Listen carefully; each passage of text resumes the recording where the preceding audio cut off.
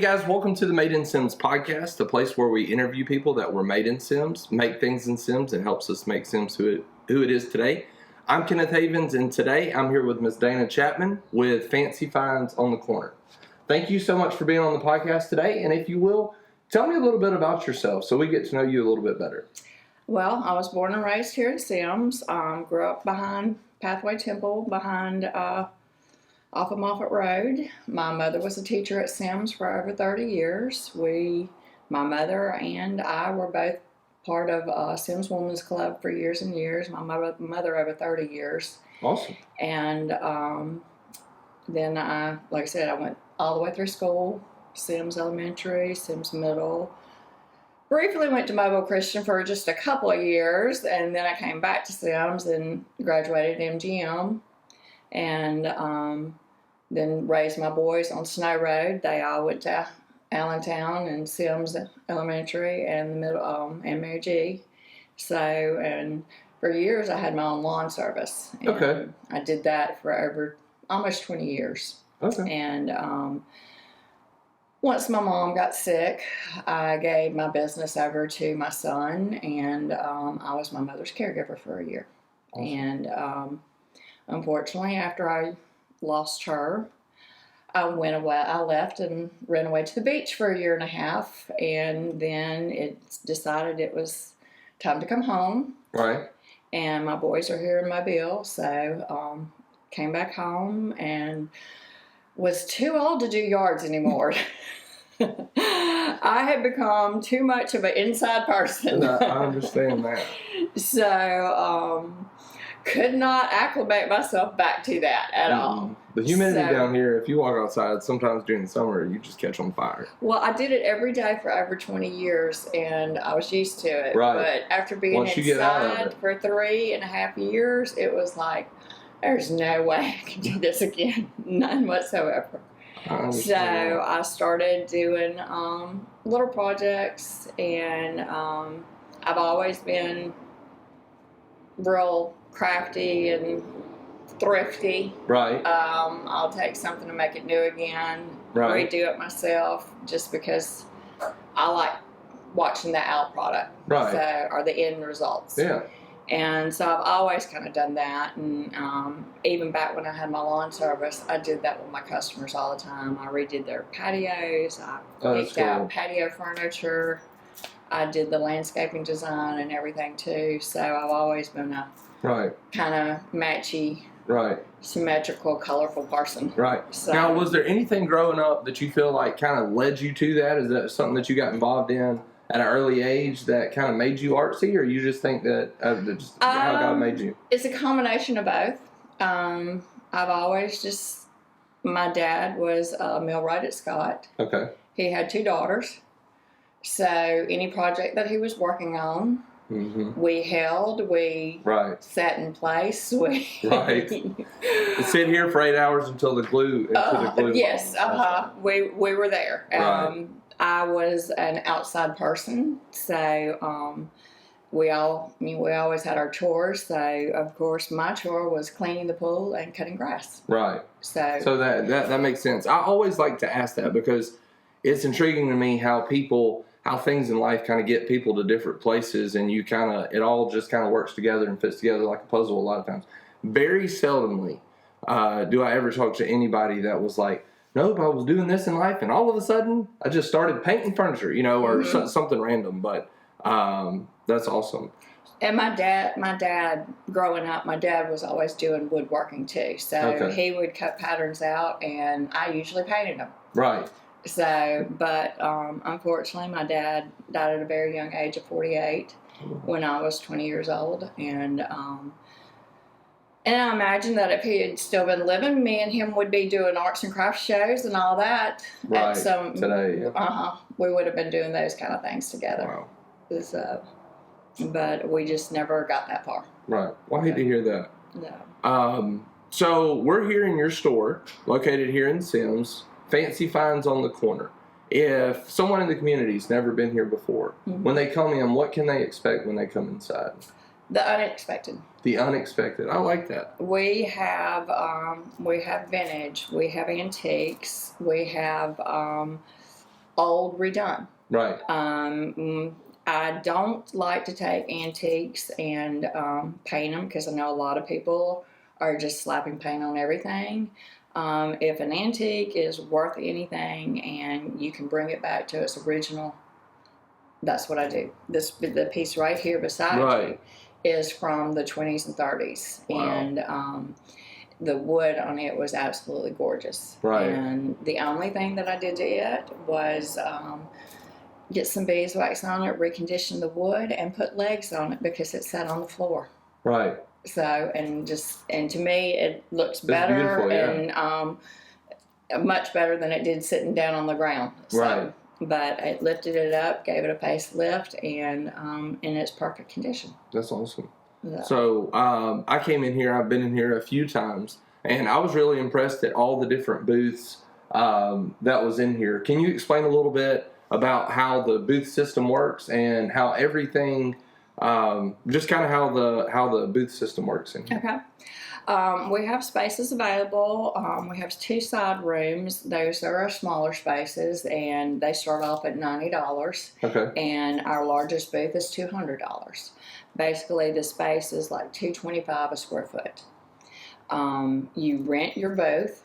You pay a rental fee for your booth, and then we run the store, we run the sales, we run everything. You price your items, you put your own price on them, and then the store gets 10% of all of your sales plus your booth rental. And if an item is bought with a credit card, we have an additional 2.5% okay. just for our processing fee. Right. Because that's the fee we have to pay for doing it. Do y'all currently have any booths available for rent? We do not. We have a waiting list. Okay. We may have a couple that are coming up in the not too near future. Right. But, or did I say that right? Yeah. In the near future. Right. But right now we do not have any, but we do have a waiting list. And I usually try to go through and call several people at the same time, and it's first come, first serve after I call them. Right.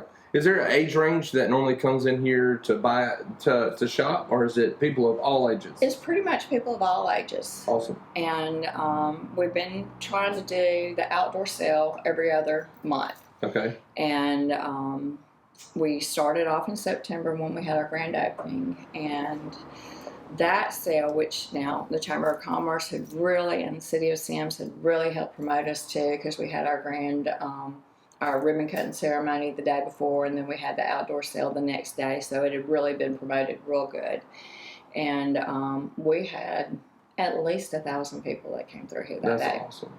And then we've had a sale a couple months ago, and we probably had about 200 to 400 people that came through. What we usually try to do when we have the outdoor sales, the whole parking lot is full of vendors, and we try to get a food truck, so it's an all-day event. Yeah. So that's I like what y'all are doing. I say this just about in every episode. You mentioned like the City of Sims and Sims Chamber of Commerce. What I love about, I know you grew up here, but I've kind of grew up here in other places at the same time, if that makes any sense. But what I love about the City of Sims is if they believe in you and they get behind you, they get behind you. Like they'll push you. They'll do everything that they can to make sure that you're successful. So I say that because if you're a business owner or you look to start a business somewhere else, and you're looking for a place to be established, Sims is an awesome place to do business. It's really good people, really good leadership, and the plan for the future, I think, looks great. I am so proud to be from here. Like I said, my mother was a very, very vital part of the community. Growing up, she was, like I said, part of Heritage part of the Friends of Sims before there was the Sims. Right. And most of the members on the chamber and, like I said, in Sims Woman Club all knew my mother. Right. And that being said, Sims Women's Club has promoted us too. Right. And we were on the Shop and Hop tour too, and that really boosted us too. Right. We're trying to get our name out there and let more people know about us. I am not the best person at social media. I try my hardest, but my sister is better at it than I am. But we started this together, and she got a job out of town. Okay. So she's still in the wings and still very much about a part of it, but it's through phone conversations now. Right. But I have a young girl that's in the Mommy and Me that booth that Okay. She helps me with the social media. Right. So that's a young person that's much better at it than a little bit older woman. That's funny. So Hannah is really helping me out with that. Awesome. So, And like I said, I took a tour and I did some overlay, and so it'll be included in the podcast as well. You guys, some of it's probably already been shown, but we'll be able to show some of the stuff that's in here. I was impressed. There's just a wide variety of stuff. If you're looking for a gift, there's candles. The waxes are up here. There's baby clothes.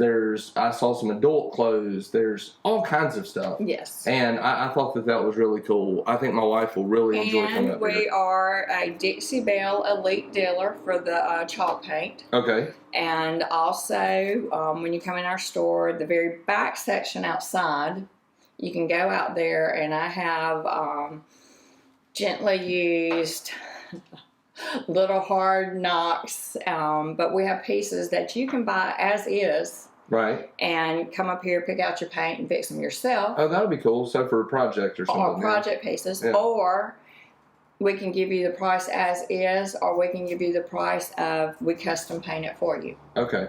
So And that's not something you can find everywhere. we can fix it any way you want. You choose your colors, and we'll do whatever you want to. So if people want to contact you guys, how would they go about contacting you guys to be part of being a vendor here? Okay, it's on our, we have an event Facebook page. Okay. That it's got an event.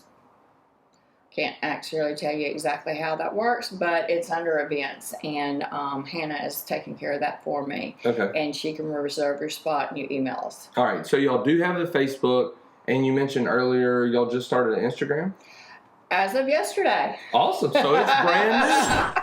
Thank you so much for being on the podcast today. Was there anything else that you wanted to add before we closed it up? I appreciate the community, trying to let more people know about us, like us, share us, spread the word that we're here. We're trying to let people know that we are now in Sims. Right. And because most people, once they come in, they're like, I had no idea y'all were here, and love your store. Right. So that's awesome. We're getting great feedback, and more people are knowing that we are here now Right. and spreading the word. But word of mouth is amazing, and the more it spreads, the better Right. we'll be. Right. And I'm going to echo what she says. Like it, share it, subscribe to it, do all the things, but more than anything, come in the store and see it for yourself. It's hard to tell people about it if you've never seen it. Correct. Like, come in and look, check it out.